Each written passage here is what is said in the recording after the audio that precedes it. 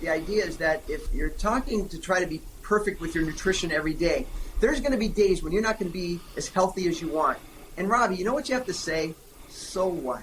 Pick it up the next day, the next meal, the next week. It's, again, if you're trying to say, I'm never going to eat a piece of chocolate cake again, that is focusing on perfection. And what do you want? When somebody says you can't have a piece of chocolate cake, the thing you want is a piece of chocolate cake. And I say, people say, well, I can't eat carbs.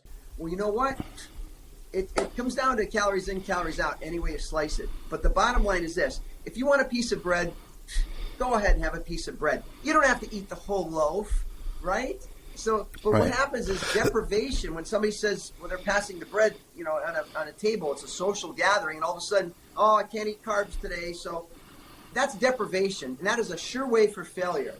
Have the piece of bread. The over-restrictive attitude of eating, you think it actually leads to? It's not going to work. It's not going to work long term. And that's what we want, is something that's long term and have those effects. Anybody can do something for 30 days, and that's fine. We want something we can last a lifetime. And again, I'm telling you, it's principles.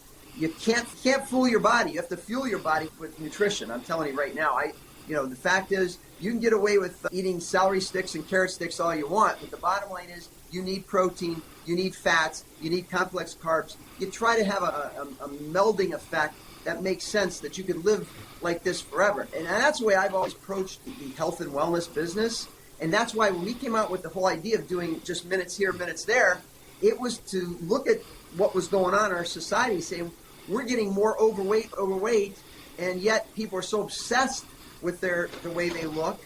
And why is that? Well, number one, you can't out-train a poor diet. So you're trying to go against these conglomerates of food companies who are constantly bombarding you with great-looking food, and you're thinking, oh my gosh, this just looks great. And so next thing you know, especially as you age, your muscle tissue starts to wane, your metabolism starts to lower, and you're going, you know what? I'm eating the same amount of calories. How come I'm getting these bulges in places I didn't have before? Well, because number one, it's physics. So what do we have to do to churn up that metabolism? Is, let's face it, you have to have some resistance to you. You have to have some muscle tissue, because that is burning and churning. You want that afterburn of the muscle tissue, and that's what works long term. You can't get around it, and you don't have to be a bodybuilder to do this. That's something I've always said to people. Even if you had mom's tomato paste, it doesn't matter. The bottom line is, if it's a resistance to your body, an overload to your system, your body will respond. You will hypertrophy the muscle. Which, Robbie, there's two ways. You can either atrophy or hypertrophy the muscle.